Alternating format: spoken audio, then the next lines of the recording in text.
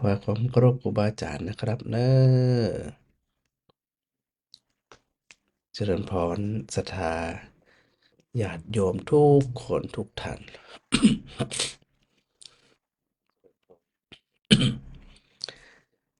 ก็ได้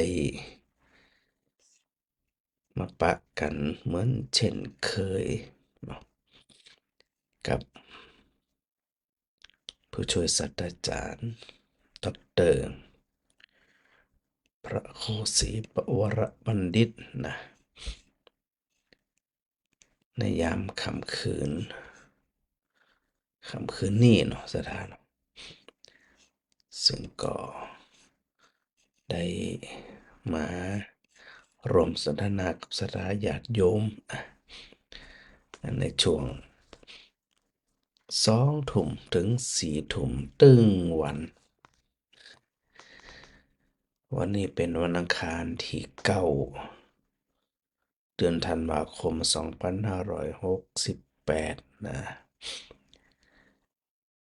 ก็แฮมบกี่วันแล้วนี่วันนี้วันที่9เนาะก็แฮม21วันก็จะขึ้นปีใหม่แล้วนี่นะ ดังนั้นศรัทธาแต่ละคนเนาะก็ได้ปากันฟังหน้าฟังธรรมสนทนาธรรมกันมาโดยตลอดมันคำขึ้นได้ดีว่างก็จะได้มาปะกันที่เอี้ยเนาะในรายการสดนะแล้วก็ในเบื้องต้นบอกกล่าวสาญาติโยมทุกคนนะที่ฟังรายการนั้นวิเลยสงฆ์นครลำปางจะได้ตั้งธรรมหลวงเนอะสถานเนอะวันนี้2526นี่นะเจ้าหืมฮัลโหล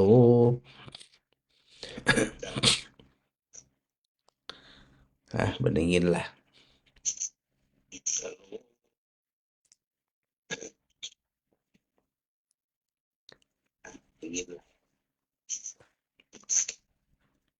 หืมที่ได้เหียอัน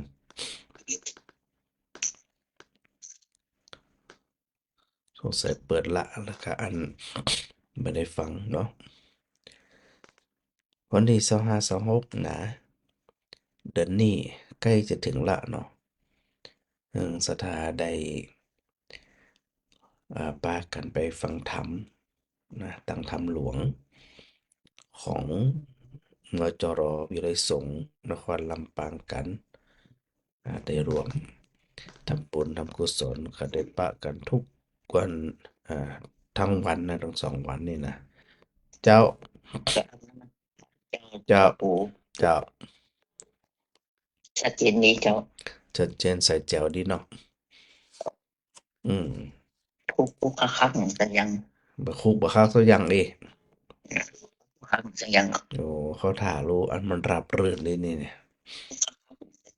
อืมชัดเจนดี มันมีเสียงแสกแสงแสงอย่างเสียยัง ก็เงียบกริบเลยอี มีแต่เสียงสั่นเขาปูอย่างเดียว ก็ดีละดีละมันที่ยังก็2526ปฏิทินนี่ได้ไหม ปฏิทินแม่จะเอาวันใดดีอ่ะเอา25ก็ได้นะ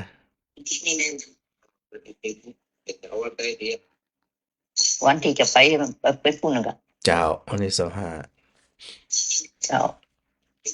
เดี๋ยวไปเอา มาแม่ใครอ่ะได้เลยจะได้ไปปักกันพุ่นละกะเจ้าเจ้าสาธุ จากมาสการทำปูเนอะ เจ้า มันใจเจ้า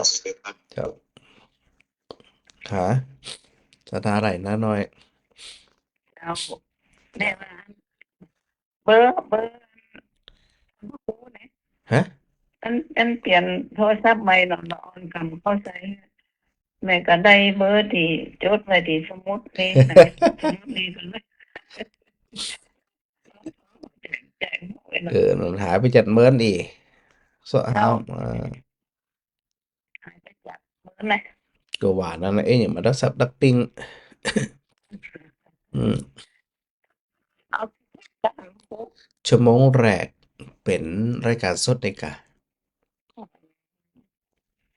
ชั่วโมงแรกชั่วโมงที่สองก็เป็นเทป เจ้าที่แม่น เจ้า โอ้ แม่น เจ้าใส่สมมุตินี่เราเปิดฟอร์นี่แม่หายหมดทำหายหมดนะเราเป็นแม่นแต่ แม่นแต่นี่ แม่นแต่ แสดงว่ามันพระอาจารย์ก็บ่ได้บอกเบอร์ไผมามึนแล้วนะนี่นะอืม ผู้จะบอกเบอร์สักอย่างเนาะจะไปจดมันนะ นั่นน่ะเดี๋ยวจะบอกใหม่วันนี้ข้าเจ้าวันนี้จะอันบอกใหม่เดี๋ยวว่างๆก็ไปอันฟังธรรมกันเด้อตั้งธรรมหลวงนะ2526นะ ไหนทางโค้ด วิทยาลัยก็ที่เนี่ยกาศาลากลางนี่กะศาลหลักเมืองเนี่ย ตรงนี้ไปมาเดียวนี่ ที่หน้าวัดบุญยวาสนะกะ อยู่ในเวียงเนี่ยอยู่หน้าวัดบุญยวาสปากันมีหมู่กะหาหมู่กะปามาหมดหมู่บ้านนั่นน่ะอืม เจ้า ปา ย่ำ หม ไป ดเล เนาะ ยย่ำไปป้าสุไปฟังธรรมกันเอ๋แน่ เจ้า เจ้าดีละ ทำหลวงเลยไปหมู่กับนี้ อืม ไปจำไปส่งกันโค้ด อืม ไปคุยกับเจ้า ปามาหมดเลยที่นี่นะอืมย่ำไปเนาะ เจ้า เจ้าสาธุเจ้า เป็นกำลังใจนะ เจ้า เจ้าเจ้า อันรวมทำบุญได้เนาะสถานเนาะถ้าเป็นเอ่อกันเทศนะกันเทศก็สามารถรวมทำบุญได้นะ1,900เจ็ดกับ2,999 บาทกะธนาคารทหารไทยเนอะตามเลขที่กำลังไลฟ์เรื่อยๆอยู่หน้าอัน Facebook ที่พระอาจารย์ตั้งไว้ในนะสถานะก็คือ2,999ก็จะได้นี่แหละอืมแล้วก็สามารถที่จะรวมทำบุญผางประทีปเนาะเพื่ออันบูชาองค์สมเด็จพระสัมมาสัมพุทธเจ้านะ1,000 ดวงดวงละ99 บาทศรัทธาก็รวมทำบุญได้โดยโอนเข้าบัญชีของวิริสงฆ์นครลำปางบอกว่ากองทุนพัฒนามจร วิทยาลัยสงฆ์นครลำปางนะสถานะอันรวมทำบุญได้เลยธนาคารทหารไทยเนอะไผที่อันสะดวกที่จะโอนก็คือโอนเข้าบัญชีของมจรวิทยาลัยสงฆ์เท่านั้นนะสถานะ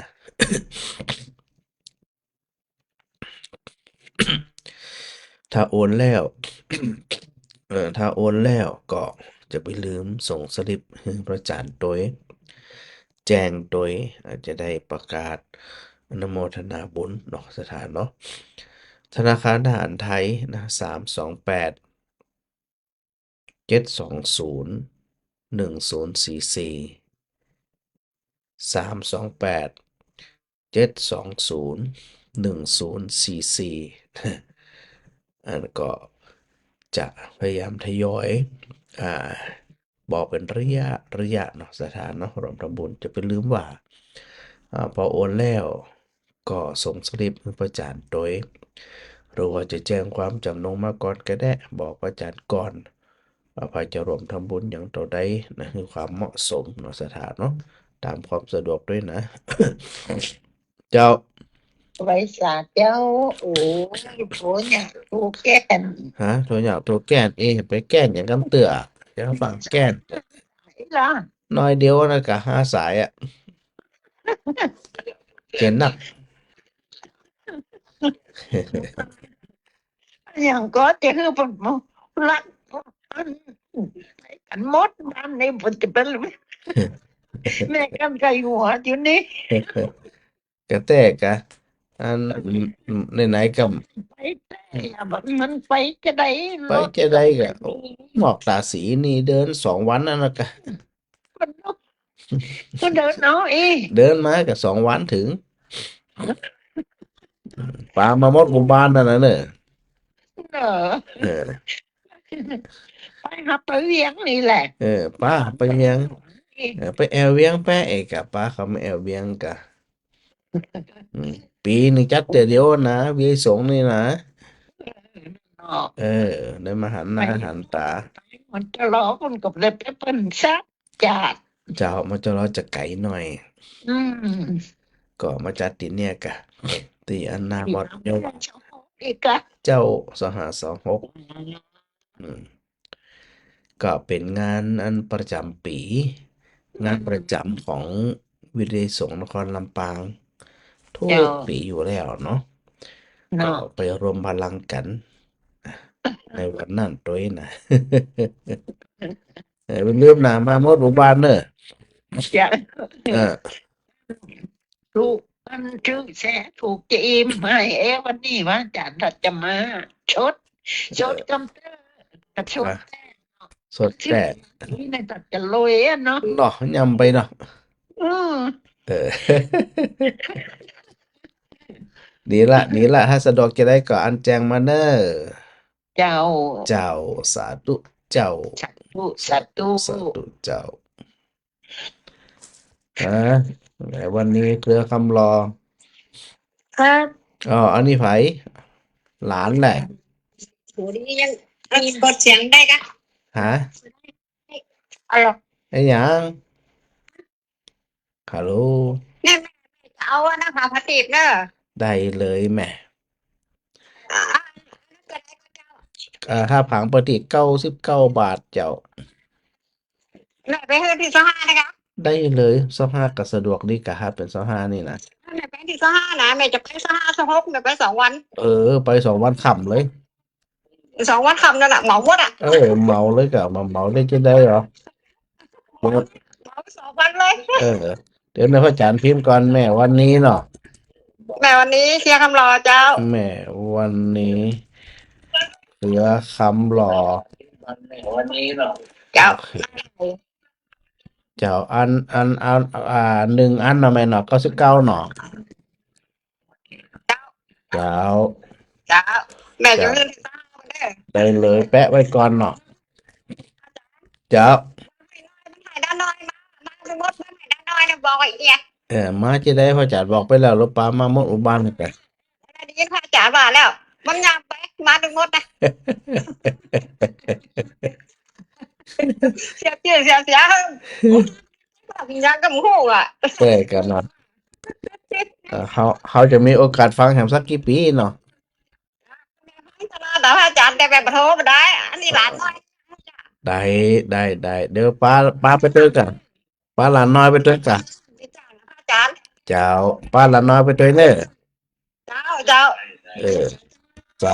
สาธุ งั้น บุญรักษาเนอะ เจ้าเอสาเจ้าโมทนาสาธุเด้อ สาธุเจ้า เจ้า เจ้า สาธุ เจ้า เจ้าก็ถือว่าเป็นปฐมฤกษ์นะ แหมวันนี้เครือคำหล่อเนาะเรียบร้อยฮะเจ้า โอ้ขอแจ้งหน่อย แจ้งว่า อาจารย์ตัวสถา เจ้า สัญญาณของพระอาจารย์มันจะมันมาไข่เต็มเสียงของสถาที่โทรมานะเจ้า ครับ มันมาไข่ชัด ครับ มันมีปัญหาที่โทรศัพท์นะเจ้าสัญญาณนะเจ้า โทรศัพท์ไผ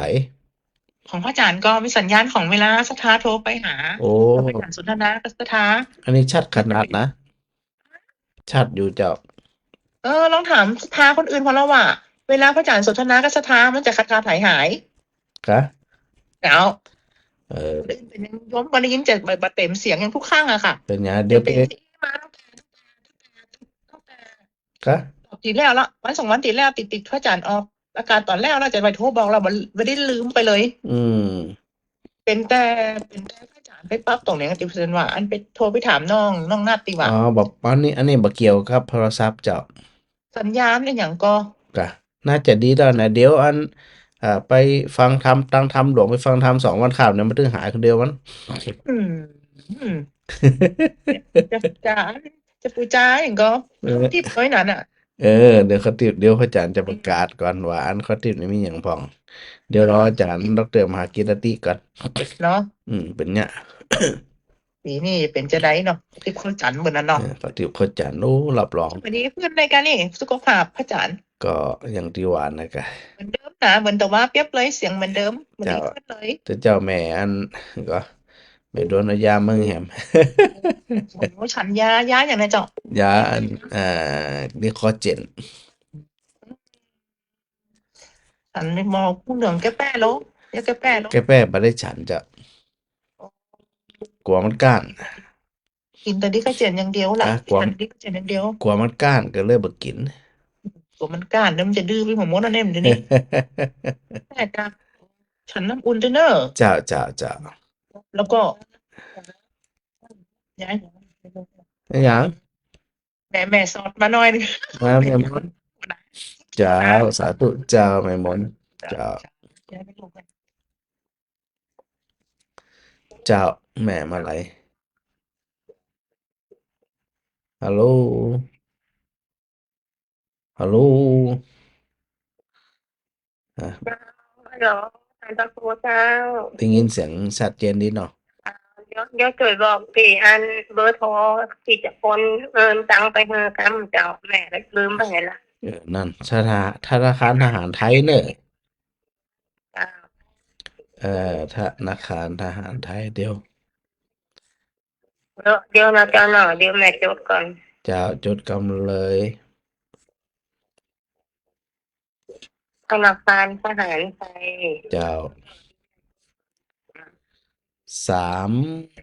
เดี๋ยวเ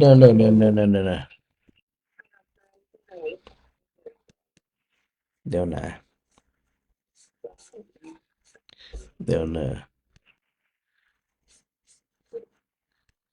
52 ทหารไทย เดี๋ยว523 อ่า ขออภัยเอาใหม่328 ทหารไทยทำไมนะเจ้าหน่อย แม่ไปอยู่กำเสียงสะท้อน720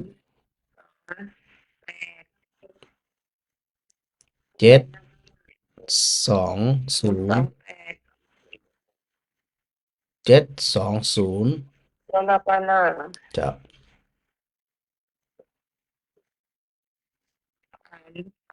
ห้า เอาใหม่ 720แล้วเจ้าละ เจ้า 720 1044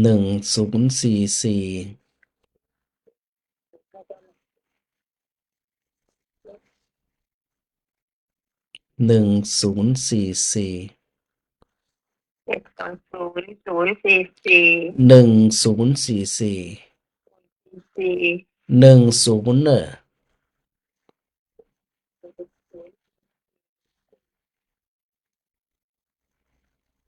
1 0 4 เจ้าแม่ทวนใหม่ละ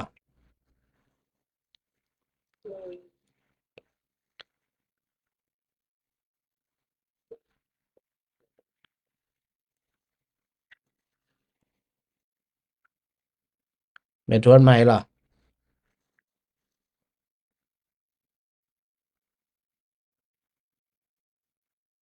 720 เอาใหม่แม่เอาใหม่ เจ้าบอกใครได้เงินชัดเอาได้เจ้าก ะ เจ้า อย่างมาได้ยินชัดอ่ะ เจ้า เดี๋ยวเลยแม่ต้องปิดวิทยุแม่ต้องปิดวิทยุ เจ้า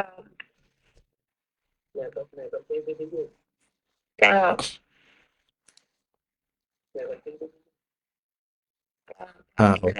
โอเคทำไมนะ328ได้ยินก่อนฮะ ก็ว่าเสียงบดีแก 0 เอาไม้แหมเอาไม้ฮัลโหล แสดงว่าอันใดมันมีปัญหานี่เสียงหายไปแล้วเนอะเออ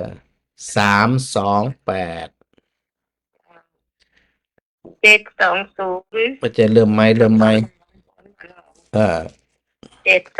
มัน 720 ใจายเอาไม้เอาใหม่เจ้า เอาไม้หมดเลยเนอะ บอกไปได้ยินชัดนะเจ้า เป็นอย่างนั้นฮะกะ แม่พิทยุแม่ก็ปิดแล้วนะเจ้า เอเดี๋ยวเนอะพระจันทร์ไปเพิ่มตอนใดไปด้วยนี่แหละ อันนี้ก็เลี้ยงเต็มที่แล้วนะ จ้า อืมเอาไม้328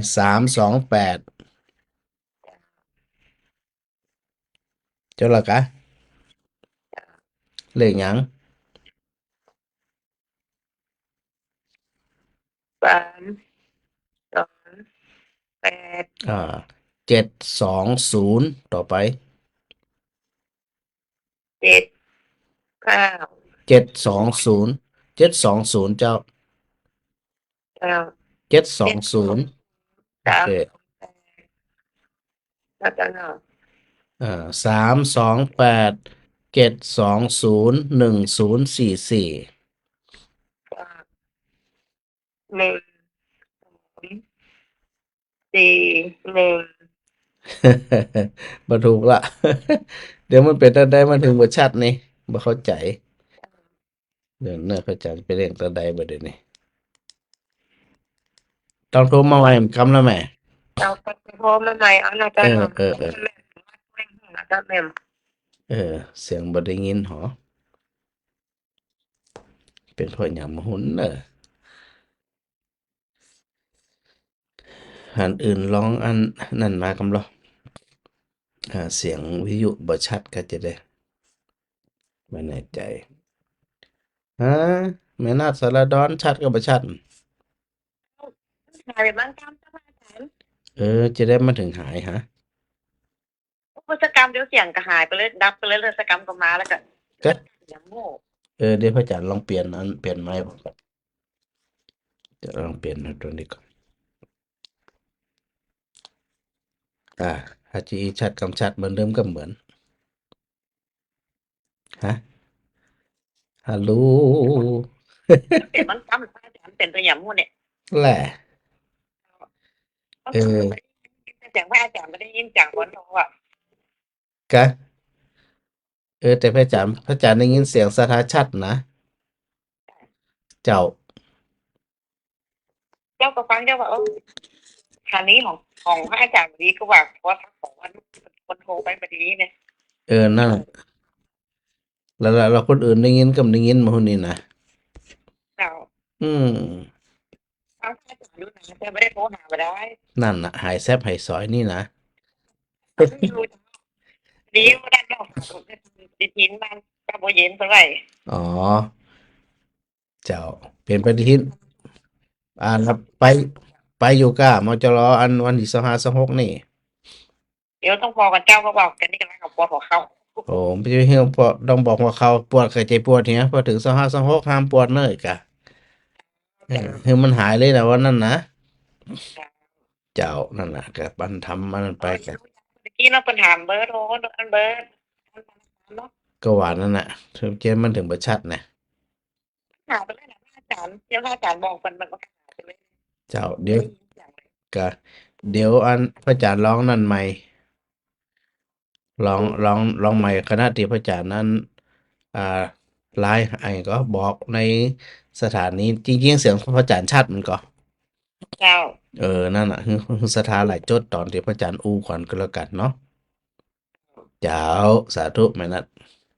มันของเจ้า สาธุเดี๋ยวร้องเพราะว่าอันเวลาสถาจดเลยนะ ที่แม่มาหลายเพิ่นบ่ค่อยได้ยิน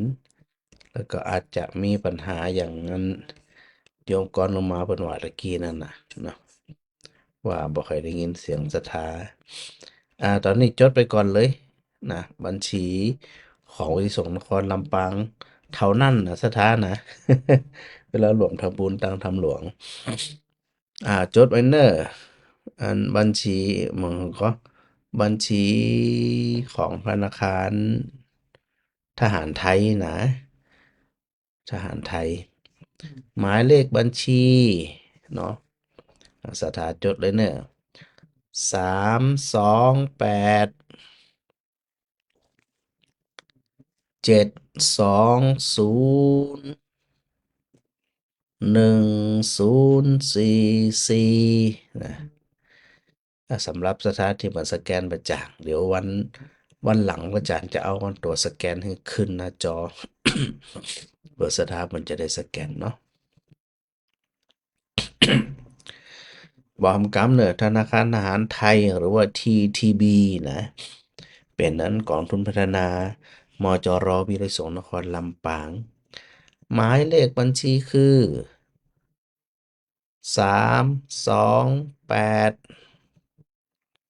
720 1044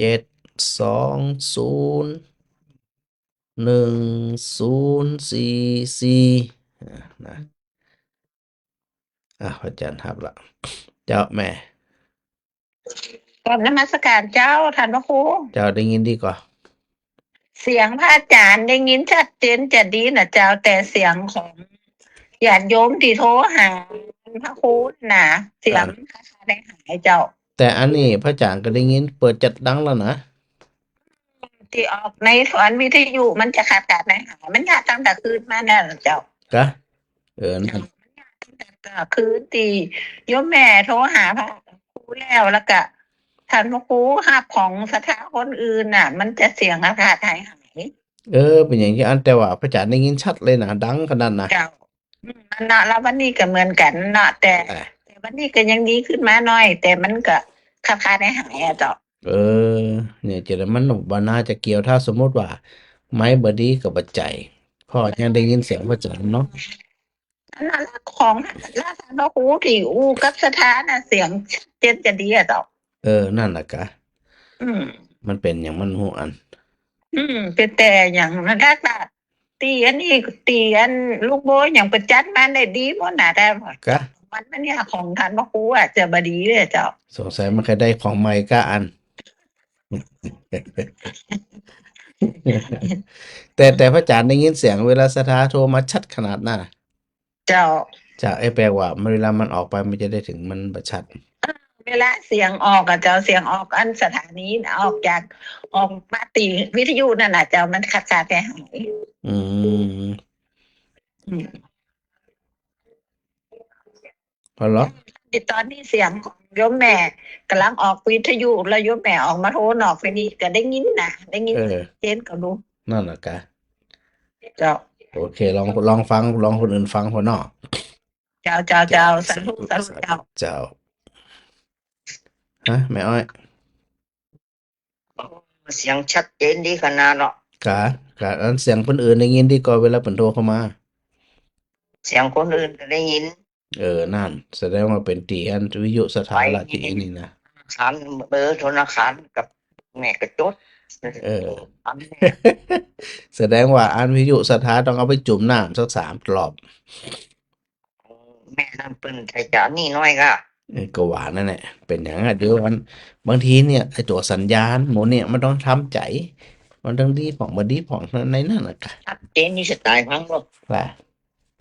ลองฟังคนอื่นเพราะว่าบางทีมันเป็นบางช่วงบางจังหวะนะ เป็นอย่างสักอย่างครับกระท่อนมากระแท่นอย่างสักอย่างครับ ดีละอันนะเนาะสาธุนะแม่เนอะเจ้าทำไมว่าขายชัดก่อน เจนไปเลย เขาถามรู้อันนะชัดเจนไปเลยนี่นะ ชัดเจนไปเลย เนี่ยพระอาจารย์เวลาเอา อืม เจ้า เจ้าไปลืมนะ วันที่อย่างก็วันที่อย่างก็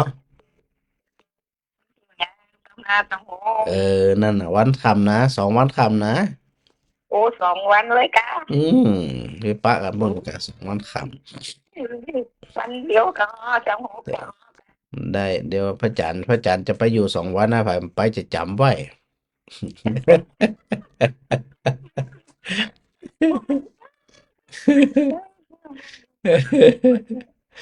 ดีแล้วครับผมชัดเจนนี่นานเลยนะเจ้าสาธุ เจอกันเนาะวันจั เจ้าน ทร์เนาะ เจ้าสาธุเจ้า จ้า เจ้า บิณฑบาตไม่ได้ เนี่ย ปีนี้ก็มานะถ้ามาไม่นะมาไงไว้นะ เออเดี๋ยวพยายามจัดสรรเวลาอยู่ เจ้าสาธุแม่ มาไว้แล้วมา เออสาธุสาธุสาธุทุกอาจารย์หมายสถาไว้ที่ไหนได้สถาสัมมาหมายดูเจ้าหามทำไปกำเตอะเองนะ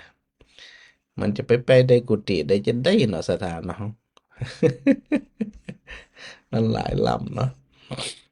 เอาละเดี๋ยวอันอ่าส่วนของทางลำหลวงเนาะสถานเนาะก็จะได้อันบอกกันไปเรื่อยๆซึ่งอันเข้าใจว่าครูบาอาจารย์ในเวลาอื่นก็คงจะออกรายการนะได้ประชาสัมพันธ์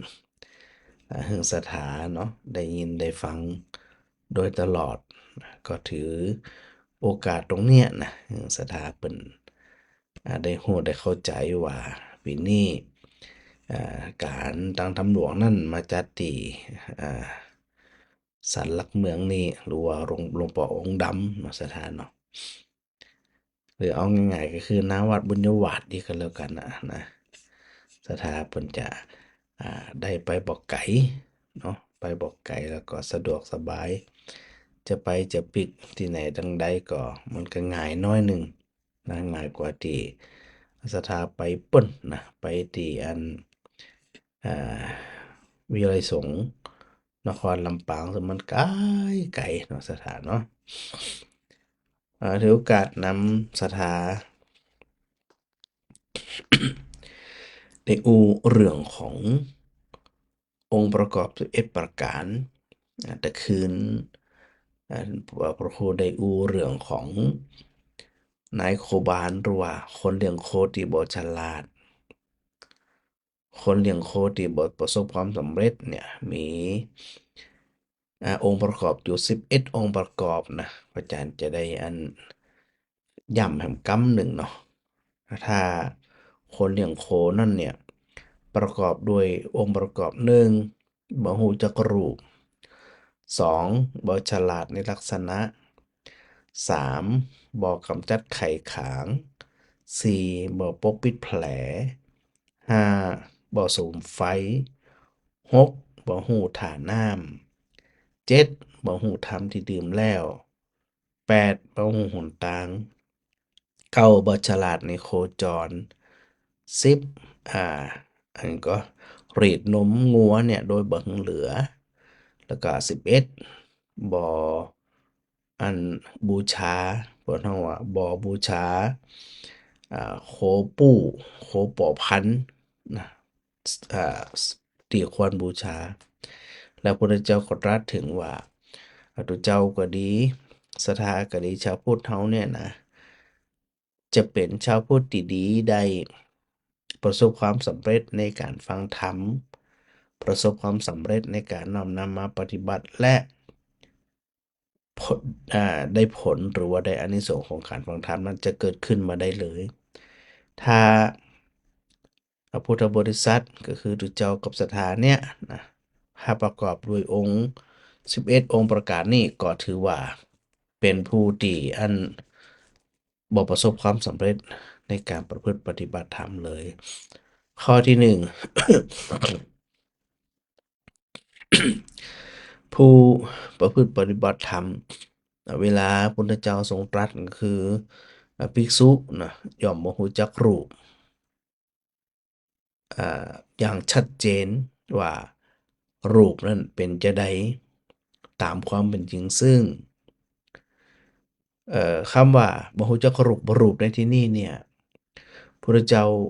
ได้ทรงพิจารณาได้ตรัสถึงในเรื่องของมหาพุทธรูปแล้วก็อุปาทายรูปนะ ตัวมหาภูตรูปก็คือรูปอันที่ปนห้องว่าเป็นรูปที่ใหญ่เนาะเป็นรูปที่ยิ่งใหญ่เป็นรูปที่เป็นเก้าเนาะเป็นเก้าเป็นประธานในรูปที่เป็นเก้าเป็นประธานนั่นเนี่ยก็คือเรื่องอย่างของเรื่องอย่างเรื่องอันถาดดินเนาะถาดน้ำถาดลมถาดไฟนะในถาดดินถาดน้ำถาดลมถาดไฟเนี่ยสี่ถาดจะหู้หรือไม่รูปสี่รูปนี่และนอกจากนั้นมีอุปาทายรูปคือรูปอาศัยแห่งเสาสี่ประการในเสาสี่ประการล้วนแต่เป็นรูปอาศัยทั้งสิ้นเอาตัวแรกก่อนมหาพุทธรูปซึ่งถาดดินก็ตามถาดน้ำก็ตามถาดลมก็ตามถาดไฟก็ตามที่มาประกอบกัน เป็นเนื้อนามสามีชีวิตนะที่อันเป็นอยู่เนี่ยถ้าเมื่อใดก็ตามแต่ผู้ประพฤติปฏิบัติธรรมเนี่ยบ่เคยใส่ใจบ่เคยพิจารณาว่ารูปร่างกายของเขาเนี่ยที่แท้มันก็ประกอบด้วยธาตุดินธาตุน้ำธาตุไฟธาตุลมซึ่งธรรมชาติก็คือจะได้ดินจะมีลักษณะแข็งก็น้ำก็มีลักษณะเหลวไฟก็คือมีความร้อนมีการเผาผลาญแล้วก็ลมเข้าลมออกนะลมพัดพาในอันร่างกาย คือพิจารณาคือหันชัดว่าจริงๆเนี่ยมันก็เพียงแค่ธาตุทั้งสี่ประกอบกันเป็นมหาภูตรูปพอธาตุใดธาตุหนึ่งย่อหย่อนลงไปบกพร่องลงไปก็บ่สามารถที่จะพยุงกายลงไปได้นะอันหยังก็ตามอะดินบกพร่องลมบกพร่องไฟบกพร่องน้ำบกพร่อง มันก็ก่อให้เกิดโรคภัยไข้เจ็บโดยที่สุดแล้วบ่ว่าธาตุดินธาตุน้ำธาตุไฟธาตุลมในร่างกายของเขาเนี่ยจนที่สุดไปบ่ได้แล้วเนี่ยมันก็จะต้องยกตกอยู่อย่างเดียวคือมันหมดกำลังเหมือนกับเรายิงหนังสติ๊กเนี่ยยิงกงเนี่ยนะยิงเข้าไปบางคนก็อาจจะยิงได้น้อยมีกำลังน้อยยิงไปน้อยเดียวนะมันก็ตกคือมันหมดกำลังไงลูกกงนั้นมันก็ตกลงไปบางคนก็ไปไกลน้อยบางคนอาจจะไกลเหลือเกินแต่ตกเหมือนกันหมดคือพิจารณาในส่วนของมหาพุทธรูปทั้งสี่นี่ว่าสุดท้ายมันก่อไปถึงความแตกสลายได้เมื่อใดก็ตามถ้าเราบ่ได้ใส่ใจบ่ได้พิจารณาความจริงแบบนี้เนี่ยมันก็ก่อให้เกิดการหลงนะเกิดการหลงเป็นการบ่ฮู้เป็นการถูกอวิชชาความมืดบอดเนี่ยเขาครอบงำ เข้าใจว่ารูปร่างกายเขาอย่างเขามันต้องเป็นจี้นะบนห้องว่าเพราะบ่มีสติปัญญาในการเข้าใจความจริงที่เนี่ยมันบ่ต่างอันหยังกับคนเลี้ยงโคที่บ่รู้จักรูปลักษณะของโค เดี๋ยวฮู้พอบ่ฮู้แล้วมันจึงก่อให้เกิดการยึดถือยึดมั่นถือมั่นตุบอย่างเดียวก็บางคนเนี่ยบ่เกยพอตัวเก่าพอแย้งแหวนบ่กล้าแย้งล่ะเห็นผมงอกก็บ่ไหวล่ะทนบ่ได้รับบ่ได้หันหนังมันเหี่ยวก็รับบ่ได้ทนบ่ได้อีน่ะยอมพ้องหยังพ้องอีมันก็บ่ฮู้ว่าอาจจะเป็นเพราะรับบ่ได้หรือว่าอาจจะเป็นเพราะดูแล้วมันเห็นน้อยหนึ่งอีกก็ได้แล้วแต่ทั้งนี้ทั้งนั้น ถ้าเฮาบ่เข้าใจเนี่ยเขาก็บ่ต่างกันหยังกับคนเลี้ยงโคที่บ่ฉลาด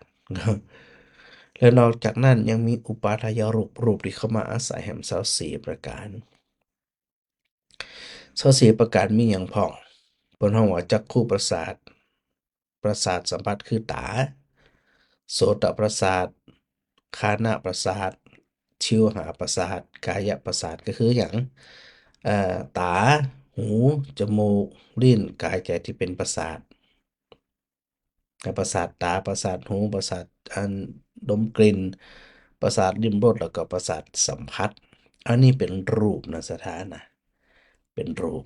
แต่เป็นรูปอาศัยนะเพื่อนห้องว่าประสาทรูปก็ซึ่งก็มีอันอารมณ์อยู่5อย่างที่ได้กล่าวไปแล้วตาหูจมูกลิ้นกายใจ และนอกจากนั้นยังมีโคจรรูปหรือโคจรรูปหรือวิสัยรูปเนี่ยซึ่งเป็นแดนทับหูของอินทรีย์มีอยู่ 4 อย่าง ก็คือรูปเสียงกลิ่นรสอันนี้เป็นเพราะว่าเป็นรูปโคจรหรือว่าวิสัยรูปนะและนอกจากนั้นยังมีภาวะรูปแห่งภาวะรูปเนี่ยมี 2 อย่าง ตัวภาวะรูปก็คืออิทธิภาวะรูปแล้วก็ปุริสภาวะรูปอิทธิภาวะรูปก็คือรูปไม่ยิงรูปปัจจัยรูปอันนี้มันยังเป็นรูปนะมันจะเป็นน้ำนะก็อิทธิภาวะแล้วก็ปุริสภาวะแล้วนอกจากนั้นมีหทัยรูปแหมก็คือหัวใจจะไปลืมนะตีกระอู้ถึงประเดี๋ยวเนี้ยมันเป็นเรื่องของอุปาทายรูปรูปอาศัย และจากนั้นยังมีชีวิตรูปแหม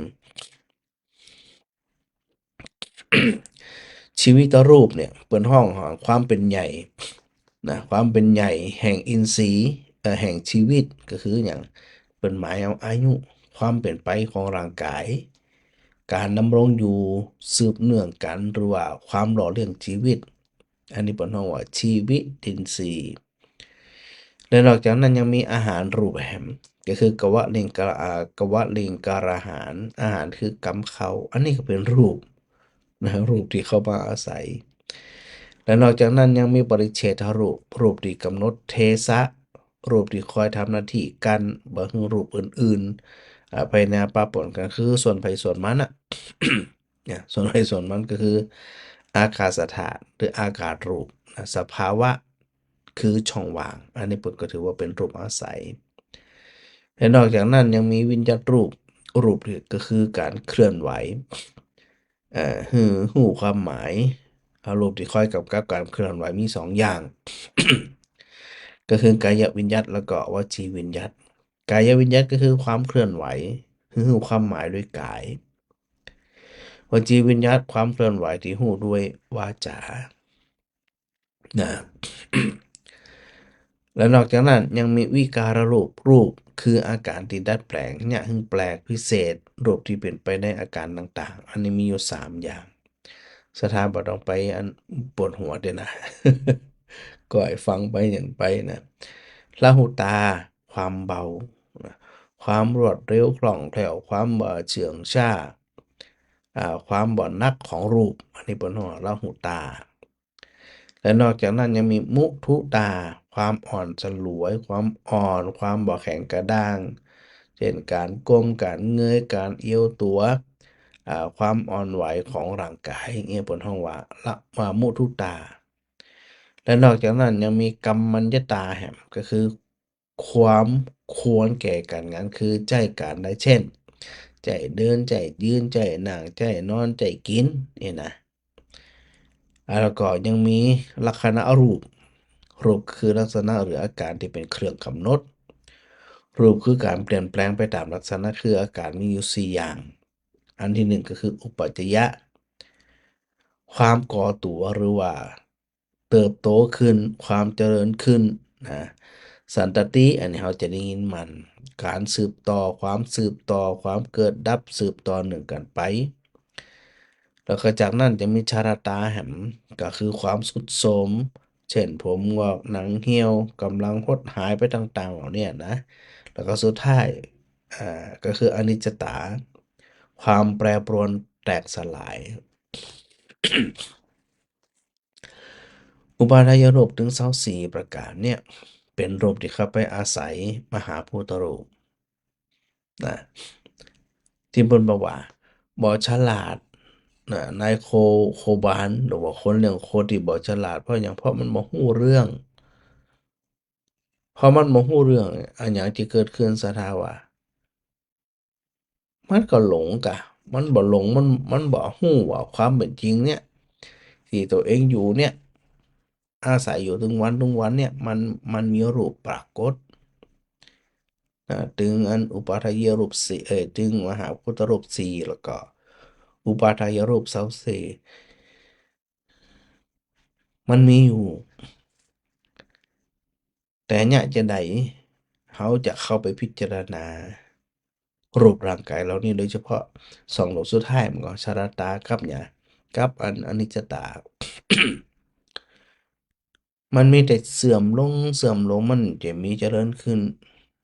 ตอนเขาไปดึงหน้าดึงหลังไปเพิ่นเฮาว่าไปหยังทำอะหยังทำหน้าทำตาดึงหน้าดึงตาดึงจั่งใดก็จังเถอะ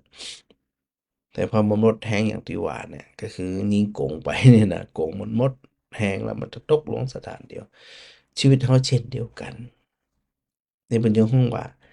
ถ้าภิกษุก็ตามศรัทธาก็ตามคริสตเจ้าหรือศรัทธานี่กำลังอู้ถึงชาวพุทธเนี่ยเนาะถ้าตราบใดที่บ่เคยใส่ใจในเรื่องของรูปหลงระเริงในเรื่องของรูปก็มีการแข่งแย่งกันเข็นฆ่ากันทะเลาะเบาะแว้งกัน โดยหารูปไม่ว่า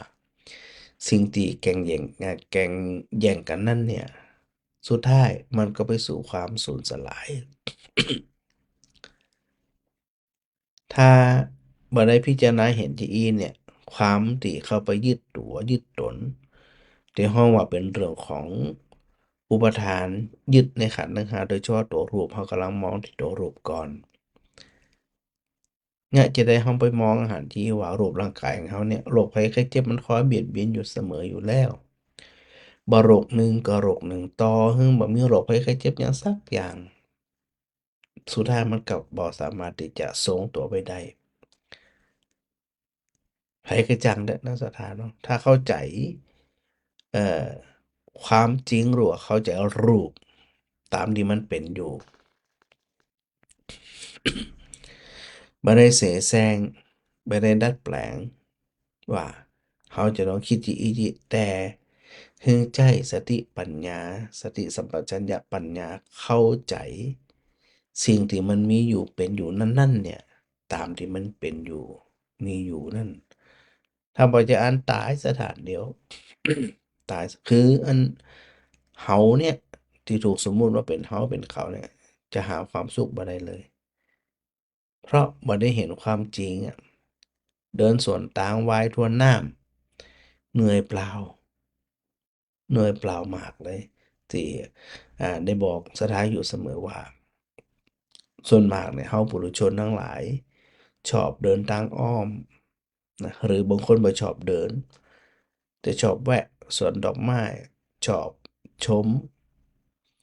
สวนอุทยานต่างๆมันเพลิน มันเพลินในรูปมันเพลิน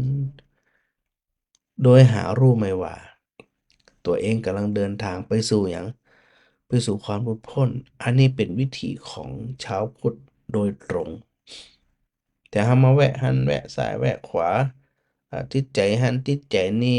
หลงหันหลงนี่ไปบ่ได้แล้ว มันไปชอบเหียโดยหารู้ไหมว่าสมมุติเราไปชอบดอกไม้สวนดอกไม้งามนี่นะต่อมันงามแต่ถ้าเราไปหลงแต่ถามหาดอกไม้เหล่านั้นมันจะอยู่ได้สักกี่วัน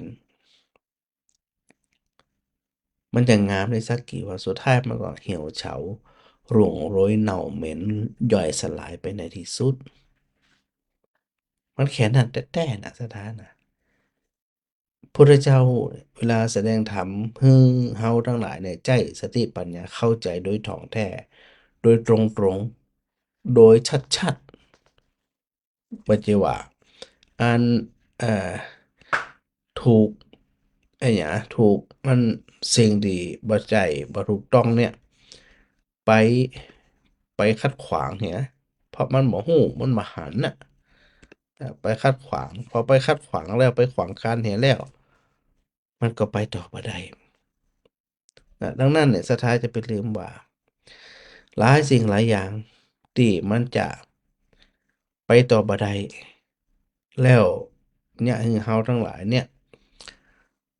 หลงกันเริงหลงเพลินอยู่ ซึ่งทั้งที่ฮู้ว่าสวนดอกไม้มันก็ย่อมเหี่ยวเฉาตัวเฮาเองมันก็จะต้องไปต่อบ่ได้เพราะโดยสุดท้ายมันหมดสภาพ แล้วก็ไขหึงอันสถาอันนี้กล่าวเกริ่นไว้ก่อนนะจะจบอันใดบ่ฮู้สถาทวงเอาก็แล้วกัน พระเจ้าตรัสถึงความตั้งใจมั่นในการไตร่ตรองโดยอาศัยตัวสมาธิ เข้าไปเข้าไปอันเพิ่นว่ากำมันเข้าไปอันจดจ่อชัดเจนระลึกถึงชัดเจน แต่ว่ามันจะไปถึงตัวเอ่อตัวไปเห็นแจ้งเห็นจริง ตัวสมาธินิมิตเนี่ยมันไปต่อบ่ได้เลย เพราะมีสิ่งทั้งหลายเหล่านี้คอยขัดขวางอยู่ อันนี้กล่าวเกริ่นไว้ก่อนนะ1วิจิกิจฉาความลังเลสงสัย 2อมนสิการ ความที่บ่ทำไว้ในใจคือบ่ใส่ใจ 3. ถีนมิทะความเคลิ้มและความอันง่วงงุ้นง่วงเหงาเหานอนซึมซื้อนะฉัมพิตตะความสะดุ้งหวาดเสียวหวาดกลัว อุพิละ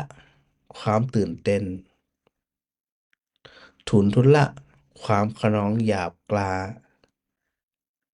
อาจารัฐวิริยะความเพียรที่ปรารภจัดจนเกินไป อติดีนะวิริยะความเพียรที่ย่อหย่อนเกินไป อภิชัปปาความประสานอยาก นานัตตสัญญาความใส่ใจไปในสิ่งต่างๆ และ รูปานังอตินิจฉายิตัฏฐะความหลงระเริงต่อรูปทั้งหลายจนเกินไปแหม่อันนี้เดี๋ยวมีเวลาหรือสะดวกบ่ได้ก็ค่อยจะปิกมาจวนสถาได้พิจารณาแล้วนั่นเนี่ยวันนี้ได้ข้อเดียวคือในเรื่องของรูปไปเห็นแต่นะรูปร่างกายเฮาบ่อาบน้ำบ่แปรงฟันบ่ขัดสีชเววันมันก็ไปได้หยัง ความเป็นจริงร่างกายเนี่ยมันเตือนเฮาตึงวัน แต่เฮาหลงเพลินจนคิดว่ามันจะอยู่กับเฮาตลอด หลงตลอดนะคนเหล่านี้เนี่ยถ้าหลงแบบนี้หลงรูปแบบนี้เนี่ยเพิ่นฮ้องว่าหลงตายนะพอจะตายไปหลงอยู่บ่ฮู้เรื่องฮู้ราวแต่สำหรับคนฮู้เพิ่นปล่อยวางได้ ปล่อยได้วางได้ ช่วงที่ยังมีกำลังอยู่ที่ได้อู้วัตวากะหาบอกสถาตวานี่ว่าตราบใดที่เฮามีกำลังอยู่เฮาทำหน้าที่ของเฮาแบบตรงๆอย่าไปลืมนะ เวลาพระพุทธเจ้าทรงแสดงธรรมประกาศธรรมนะคนจะเลื่อมใสบ่เลื่อมใสพระองค์บ่ค่อยใส่ใจ ใส่ใจเพียงแค่อย่างเดียวก็คือคนฟังเนี่ยเพิ่นได้เข้าใจสาระธรรม สาระชีวิต ความจริงของชีวิต แล้วก็อ่า ถอนนะถอนความเศร้าโศก ความพิไรลำพันธ์ความทุกข์ยากลำบากโดยเฉพาะทุกข์ใจถอนสิ่งเหล่านั้นออกไปจากใจ เพื่อจะไปนำสู่ความเป็นอิสรภาพของจิตใจ มันต้องเค้นเหมือนกันนะสถานะเค้นใส่ใจพิจารณาไตร่ตรองงานชัดๆถ้าว่าจะเอาจะหลงอยู่อย่างนั้นหลงเขาผ่องหลงเขาผ่อง หลงตัวเก่าก็มีหลงคนอื่นก็มีหลงสิ่งอื่นก็มีที่มันเป็นรูปทั้งหลายเนี่ยนะก็จะต้องใส่ใจพิจารณาถ้าต้องการเป็นนายโคบาลคนเลี้ยงโคที่ดีที่ถูกต้องได้ จะเป็นตุเจ้าจะเป็นศรัทธาเป็นอุบาสกอุบาสิกาเป็นชาวพุทธที่ถูกต้องได้ก็คือจะต้องใส่ใจพิจารณา ในเรื่องของรูปที่พระพุทธเจ้าทรงตรัสในเรื่องของอนัตตลักษณสูตร ก็คือทรงแสดงลักษณะของความไม่มีตัวไม่มีตน แต่ส่วนมากเขาจะยึดไงที่ว่ามหาพุทธรูปก็ดีปัจจยรูปก็ดียังมีอยู่มันก็มีกะที่มันเป็นเฮาได้เพราะมันถูกเอามาหล่อรวมกันเป็นอันเดียวถึงความเป็นจริงแล้ว ส่วนไปส่วนมันแยกไปแล้ว หาคนใจหาเขาใจหาเฮาใจไม่มีใครสักคนนะเขาไปหลงหิมตายนะหลงเฮาหลงเขาหลงอันหมู่เฮาหลงหมู่เขาพวกเฮาพวกเขา มันโอ้โหมันจะหาความสุขสงบได้จะได้นั่นการเข้าใจธรรมเนี่ยสถาก็บ่ต้องไปคิดอย่างไรคิดไตร่ตรองพิจารณาที่พระพุทธเจ้าได้ทรงตรัสสอนเราทั้งหลายให้เข้าใจแบบตรงไปตรงมาแบบนี้เนาะเพื่อจะเป็นประโยชน์ในการที่เราเข้าสู่พระศาสนา แบบซื่อๆแบบตรงๆนะ ก็อยากจะให้หมู่เราทั้งหลายเนี่ยน้อมนำไปประพฤติปฏิบัติตามแบบฉบับของอันเอ่อชาวพุทธพุทธศาสนิกชนที่มีคุณภาพเนาะที่เข้าใจในเรื่องราวต่างๆที่มันถูกต้องใดเนาะ แม่ชุติการรอนพยานนมัสการท่านพระครูนะแม่สมจิต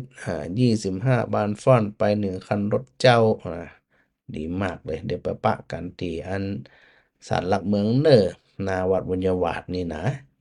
เดี๋ยวไปปะกันไผว่างก็มาถึง2 วันก็ได้นะเราจะไปลืมหาไผสะดวกบ่สะดวกจะได้จะรวมเป็นเจ้าภาพการเทศน์ก็ได้นะจะรวมเป็นนั้นทางปฏิก็ได้หรือจะไปบูชาปฏิทินของวิทยสงฆ์นครลำปางก็ได้แจ้งชื่อแจ้งเสียงแจ้งอย่างมากับพระอาจารย์เนาะไผโอนแล้วก็จะไปลืมอันส่งสลิปให้พระอาจารย์ตัวจะได้ประกาศอนุโมทนาเนาะตังบันฝอนเอาโรงทานไปตัวเนอร์โอ้โหเขาท่าขนาดนะอย่าไปลืมมาเกิดตุเจ้าด้วยนะ พอยังหยุดมานิวานนะนั่นนะ โยมสมจิตบอกพระอาจารย์เลี้ยงงัวกี่ตัวนะงัวในภาพนะ เอาภาพมาบ่ได้ไปถ่ายแต่ที่ถ่ายแต่นะมันอยู่ตรงใดเนาะแม่บนตองอินทวานนมัสการอาจารย์พระครูมาแม่กับสีขันแก้วนะกับเวสาปัจจาเจริญท่านพระครูโยมันคำสุขนะนมัสการเจ้าแม่เรนูชัยวงศ์โดยเนอร์นมัสการพระอาจารย์มาสาธุสาธุนะแม่มาลีนะสาธุเจ้าแม่จันเป้งปัญญารักษานี่สาธุสาธุแม่กุมประณีสิพลางนะนมัสการเช่นกันเนอร์นะแม่สมจิตรายงานมาว่าชัดเจนดีนะตอนแรกๆที่ว่ามีปัญหานั่นนะแม่อัญชันวงศ์จังเงินนะฮะแล้วก็อันแม่ลำไพไวยสาเนอร์ฟังแล้วชัดเจนดี แม่มาลีได้ยินชัดนี่รายงานผลโดยสาธุแม่สุนันทานมัสการเจ้านะอ่าโยมมันวินดวงปินตาเนี่ยหายไปจัดเหมือนแล้วก็ อันนี้น่าจะส่งก็แจ้งผลครับฟังมาอาจจะเป็นเพราะคลื่นกอเองนะสาธุด้วยเนอร์โยมแม่เพ้นกาฟังนะนมัสการมาฮะโยมสมจิตไปสหวันเนียวเจ้า เป็นอย่างเอาสะดวกกว่าเนาะแม่มารีขนมไทยนะสาธุสาธุ